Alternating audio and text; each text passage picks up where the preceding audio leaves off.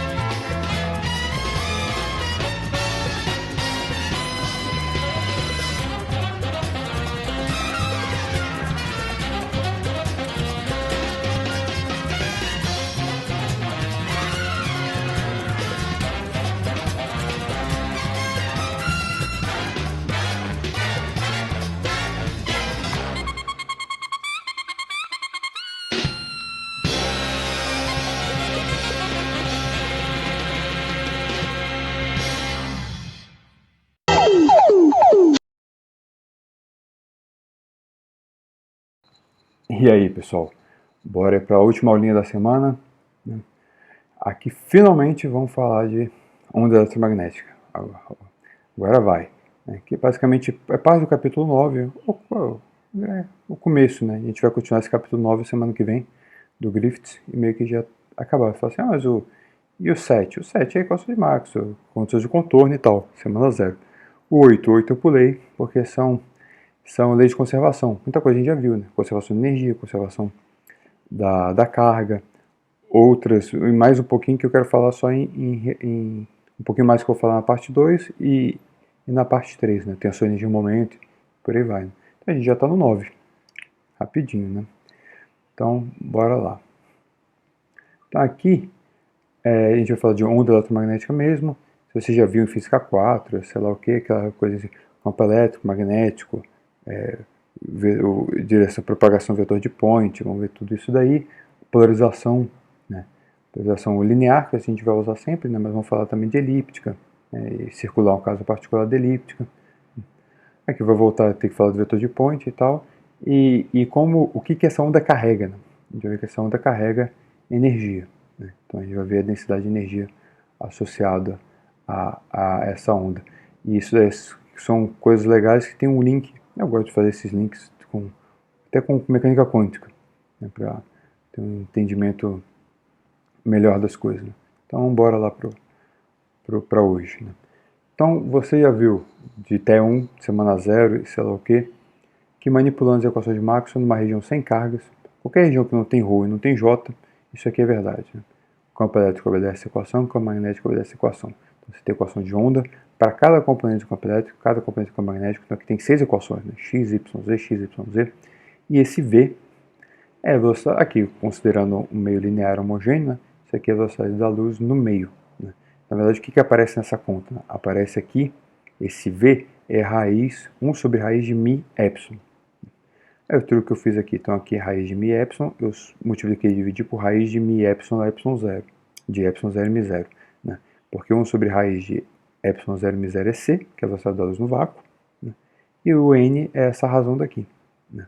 Depois a gente vai voltar nisso aqui, mas isso aqui é o índice de refração do meio. Né? É a razão, eu passo para cá para lá, né?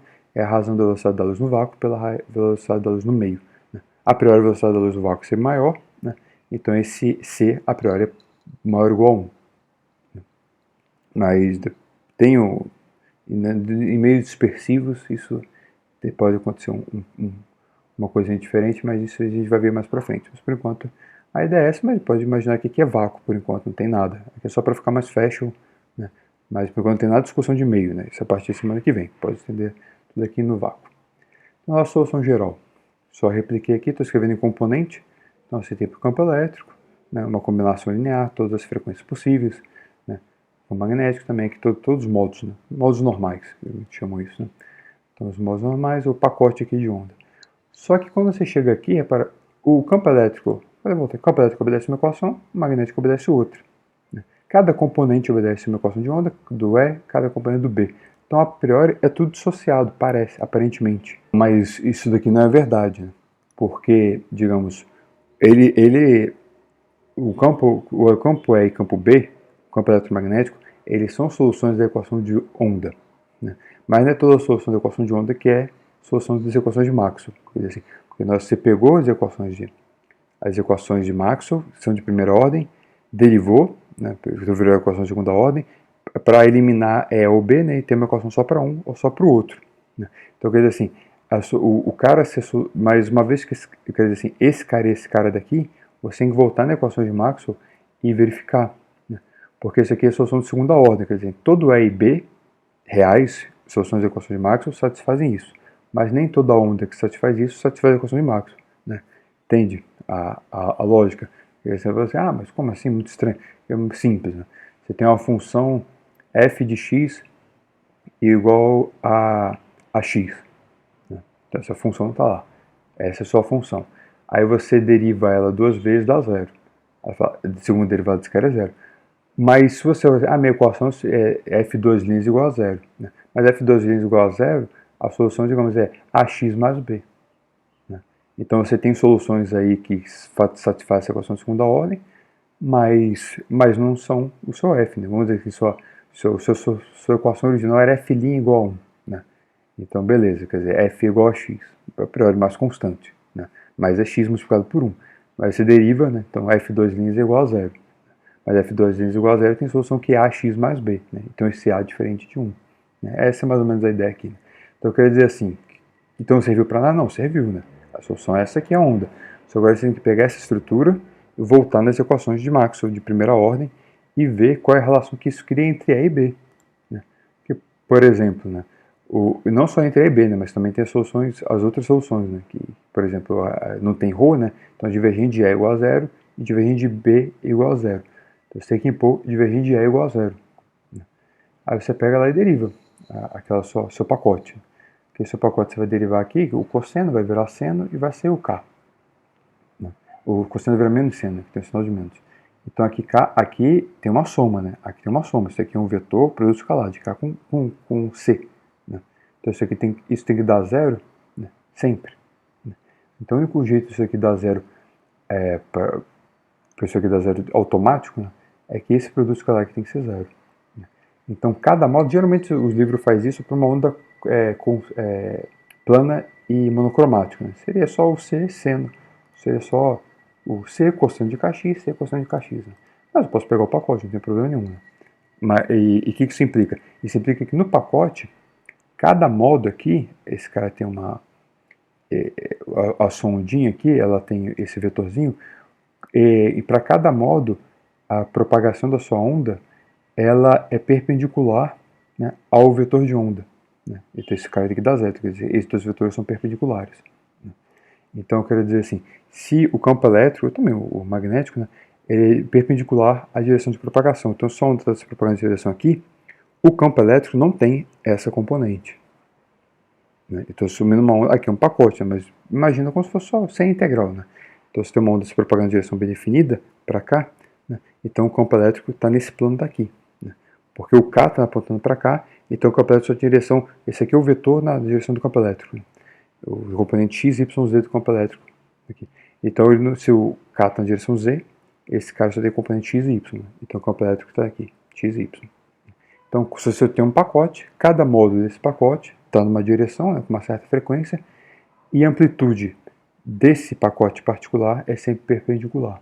Essa é a primeira conclusão, né? Então ainda a gente está misturando A e B, né?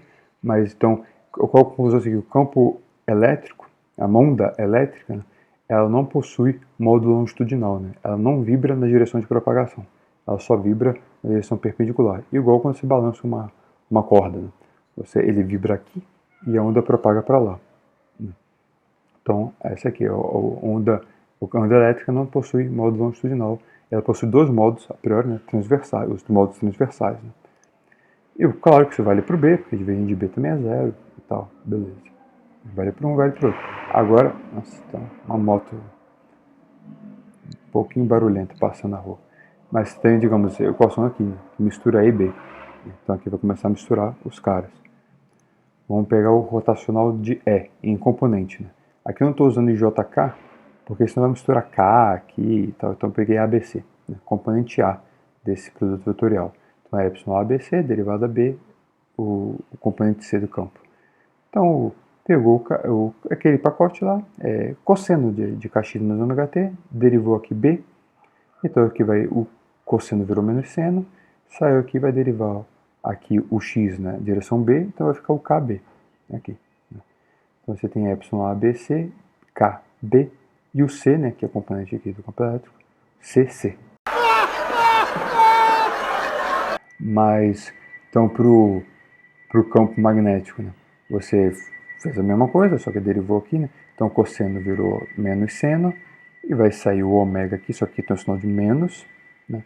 Então, deixa eu ver se eu botei... aqui eu esqueci. Botei aqui. Mas esse cara tem um sinal... Isso, aí tem um sinal de menos, então ficou mais, mas aqui tem um menos. Então ficou menos de novo. Não está certinho. Então agora isso tem que ser isso. Eu só comparar. Né?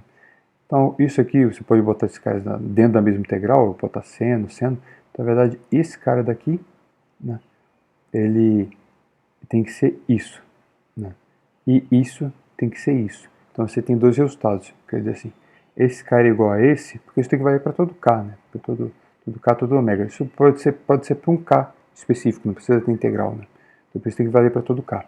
Então esse CB, aqui o vetor, vou voltar para a notação vetorial, né? Componente A, componente A. Esse aqui é componente A do produto vetorial de K com C, do elétrico. Né? Então a amplitude do campo magnético, né? Que é o produto vetorial do K com o campo elétrico aqui dividido por ômega, né? Que tinha um ômega aqui dividindo. Né? Se esse K você pode escrever como, ou melhor, ômega. Né? O ômega como a velocidade da luz no meio, módulo K. Então aqui fica o V, o vetor K dividido pelo módulo. Então unitário K. Então aqui é o produto vetorial da direção de propagação. Lembrando que os dois são no plano, são perpendiculares ao K. Né? Mas o C, a direção, né, a amplitude do campo elétrico e a amplitude do magnético, os vetores, né, também são perpendiculares entre si. Né? Então você tem o K aqui para um lado, digamos, você tem o K e o B está para o outro lado. Né? E você pode ver o módulo do cara, na verdade o módulo aqui é unitário, né? Então o módulo do vetor aqui é o módulo do E dividido por V. Né? E são relacionados por isso. Né? Então se eu dou a direção do campo elétrico, eu dou a direção da onda, eu sei o K, ou a direção do magnético. Então, assim, então se o K e o E estão aqui, eu sei que o B está para cá. Né? E sei o tamanho do B. Né? Então o módulo está aqui. Então eles são... a relação entre eles é a velocidade da luz no meio. Né? Mas tem um outro resultado? Tem. Outro resultado é essa fase. Né? Para que isso tem que ser igual a isso, porque isso vale para todo K, para todo X, para todo T e todo K. Né? Então isso tem que ser igual a isso e isso tem que ser igual a isso. Então esse φ tem que ser esse φ. Né? Então essas duas ondas também estão em fase. Essa aqui é a conclusão da brincadeira. Né? Então aqui, cada modo... Né, para cada modo, os campos elétricos e magnéticos são perpendiculares entre si e entre o vetor de onda, né, fazendo uma trinca. Né? Então é K, digamos, B, K. Né? É essa trinca aqui. Eu vou falar mais sobre isso, né? Mas sair pela conclusão. E eles estão em fase. Né? Então quando um campo elétrico está crescendo, o magnético também está crescendo, quando eles estão diminuindo, estão diminuindo. Então, em fase, é igualzinho, né, a onda. Então, na verdade, quando você volta, né, a solução geral é essa aqui. Agora está tudo adaptado. Você pode falar, mas e as outras equações de Maxwell? Tá outra, né? Que o rotacional no caso aqui no vácuo, o rotacional do B é mi epsilon derivado no tempo do E. Você pode verificar lá também, mas lá não vai dar... Essa aqui, que a gente já tirou daqui, já satisfaz lá. Né? Não tem nenhuma condição extra. Então já está tudo resolvido. Então, quando você volta, ao invés de usar aquele C feioso, vamos botar E zero, que fica mais claro. Então, aqui é a amplitude do campo elétrico para cada módulo. Né? Essa aqui é onda plana, uma onda plana monocromática. Né? Aqui é a combinação linear delas. Então, isso daqui é o campo elétrico geral. Né? E dado esse campo elétrico, ou seja, dado E zero e dado φ, né, para cada módulo, aqui esse φ eu comi mosca, não tem I aqui. Né? Esse I eu quero dizer que é para cada componente aqui tem uma fase a priori diferente, né? Isso que eu quero dizer. mas o campo magnético é completamente determinado pelos mesmos objetos, né? Então esse é zero aqui, esse φ é o mesmo φ aqui para cada componente, né? Componente x desse tem uma fase e a mesma fase. Esse aqui é o bacana. E para cada k, o E0 é sempre perpendicular ao k. É isso aqui. Agora sim, né? A gente extraiu de todas as ondas possíveis, né, quais atendem às equações de Maxwell. São essas daqui. Então essa aqui é uma onda eletromagnética mais geral possível, um pacote de onda eletromagnética, né? Então, belezinha? Agora aqui ficou show de bola, né? Agora, claro que a gente não vai ficar ficando no pacote, vamos pegar uma onda plana e monocromática, que é só tirar aquela integral, né? É o E0, cosseno de kx menos ômega t.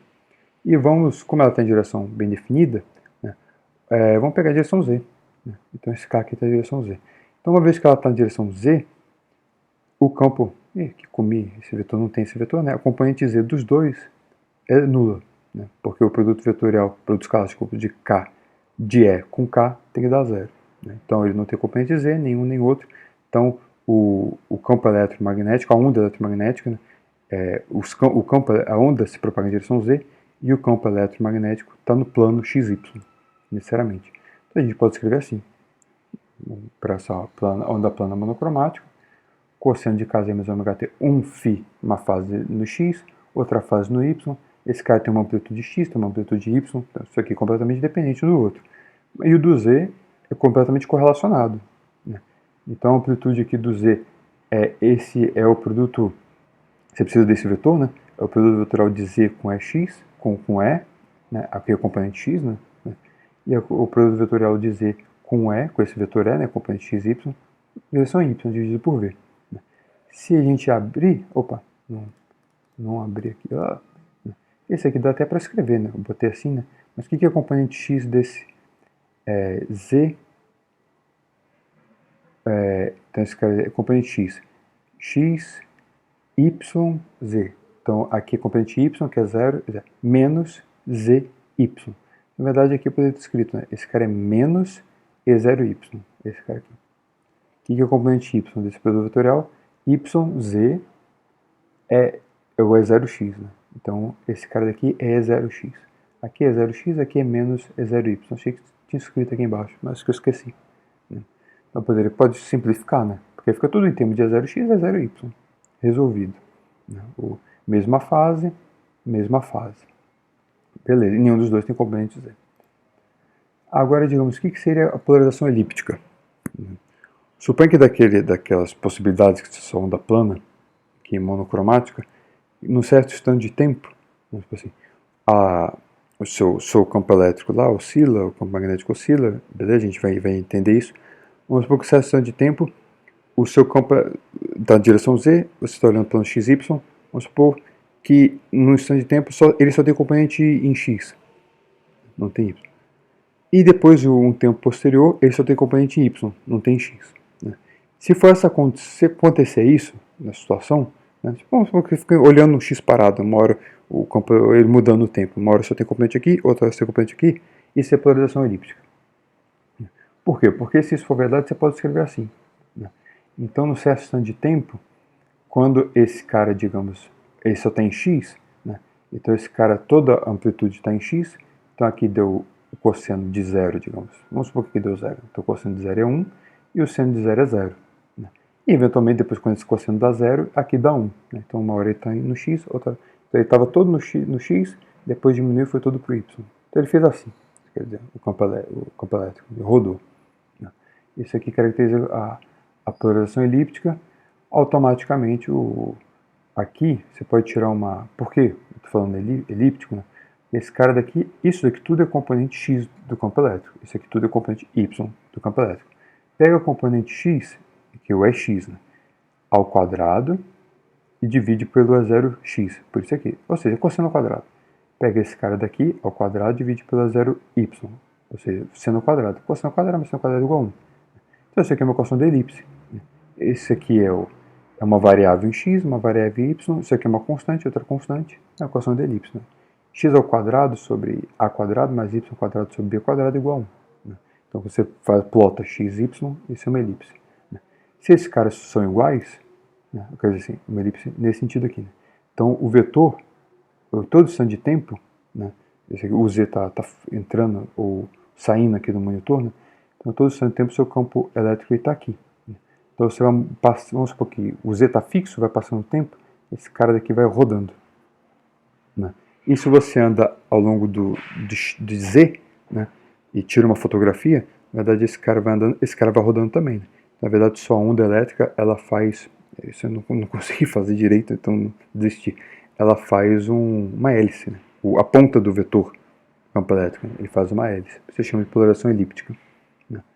O campo magnético vai ser basicamente a mesma coisa, né? Só que aqui, esse aqui é menos.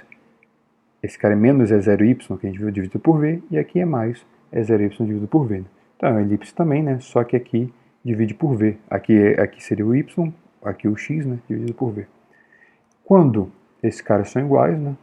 Aí seria um r quadrado, você passa para lá, é uma equação virou um círculo. Né?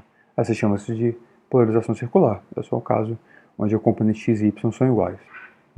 Beleza. Né? Então, esse aqui é importante também. Essa polarização pode ser destra ou canhota. Né? Aqui depende dessa fase. Do jeito que eu fiz, vamos supor que começa aqui em 0, né? Então ele vai do x, aqui ele começa aqui, depois esse cara cresce e diminui. Né? Aqui diminui e aqui cresce. Então se passa, digamos, se você tira uma foto, né, e você vai andando em Z, né, então o Z aqui vai aumentando, esse cara vai daqui para cá. Então ele estaria rodando assim. Né? Então a direção de propagação está saindo do monitor. Então do jeito que eu escrevi aqui seria destra. Né? A destra geralmente é para onde ele está rodando, e você olha a direção de propagação e qual mão você tem que circular para ir na direção de propagação. Então se ele está rodando assim, a onda é destra. E se ele estivesse rodando ao contrário, por exemplo, se aqui fosse π sobre 2, né? Aqui seria seno e aqui seria cosseno. Então ele estaria rodando, aqui o que eu estou falando seria o anti-horário, né? Porque está olhando, a onda saindo do monitor. Se estivesse rodando no horário, aí seria uma onda canhota, né? Porque com a mão esquerda eu ia fazer assim e ia dar a direção de propagação. Só isso para marcar. A gente não vai usar a polarização elíptica, a gente sempre vai usar a linear. O que seria linear? A linear é quando o seu campo elétrico é sonda plana monocromática, está de direção Z, e o seu campo elétrico, digamos, ele está preso num plano. Né? Seria pegar esse daqui, vamos supor que o E0 e Y é 0. Né? Então ele só está, digamos, em X. É isso que eu estou fazendo. E como ele só está em X, eu vou chamar esse cara só de E0. Esse aqui é o padrão que a gente sempre desenha, você vê em todo lugar. Então aqui eu vou até escrever o campo magnético. Então esse aqui seria o campo elétrico. Aí o campo magnético não tem componente X, porque o componente X ela multiplica por menos o E0 e Y, né? Então ela tem o componente Y, né? Porque eles são perpendiculares entre si. Né? Então aqui é o E0 sobre V. E o K aqui, se você for olhar, né, ele aqui, né? Vamos desenhar aqui o meu desenho feio que eu fiz aqui, Paint. Né? A direção de propagação a gente já tinha visto isso, né? Mas agora eu inverti. Lá eu estava escrevendo que o B, a direção do B é o produto vetorial de K com E. Né? Mas a direção do K é o produto vetorial de E com B. Né? Você pode só reescrever isso. Né? Mas aqui é fácil ver pela figura. Né? Vamos supor que aqui, digamos, eles andam juntos. Né? Então, aqui deu, vamos supor que se aqui é positivo, né? Então se aqui é X, aqui é Y, aqui é o Z. Então se aqui é positivo, esse cara é positivo. Né? Então olha que a direção de propagação é para cá. Então E com B, para cá. Quando B é negativo, o E também é negativo. Olha que a direção de propagação, então o E é para baixo, o B é para dentro, está para cá. Então olha, sempre quando você faz o produto vetorial de E com B, você faz aqui, com a regra da mão direita, o seu dedão vai para a direção de propagação da onda. Né? Então é esse daqui. Se você for, por isso que é legal botar assim, porque o produto vetorial de E com B você tem uma ideia do que é. É o vetor de point, né? Então olha que o vetor de point está na direção de propagação da onda. Essa aqui é a mensagem importante. Então essa aqui é a onda que a gente sempre vai trabalhar, né? Uma onda plana, monocromática, de polarização linear. Então o campo elétrico está aqui, oscila, oscila, oscila, e o campo magnético está aqui, oscila, oscila, oscila. E esse mecanismo dessa... Vou voltar aqui, fazer um comentário que eu aprendi com o professor Ricardo Berredo. Gosto muito desse comentário, sempre falo.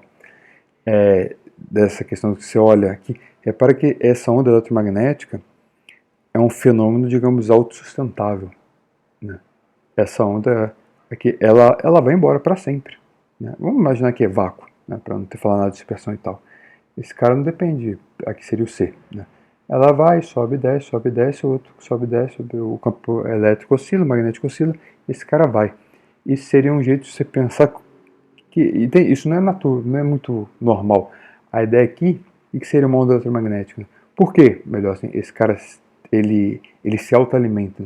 Porque de equações de Maxwell você viu que quando um campo elétrico muda no tempo, vamos supor que esse campo elétrico aqui está querendo, ele foi criado, né, e nada mexeu mais nele, então ele tende a morrer, né? Então ele varia no tempo. Quando ele varia no tempo, ele cria um campo magnético, né?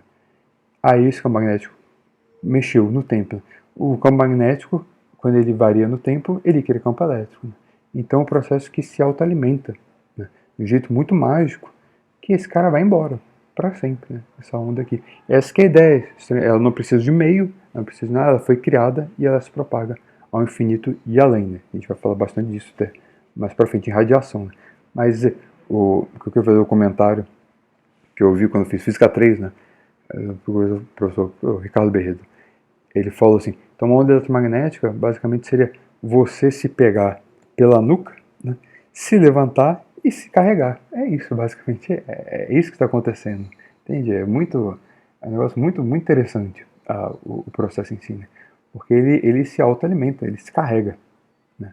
E não precisa de nada, para isso vai para sempre, né? Então por isso que você recebe onda eletromagnética, radiação, né, lá desde que está viajando pelo universo desde o princípio, desde o início, desde 300 mil anos, sei lá, depois do Big Bang, né? Sua radiação cósmica de fundo.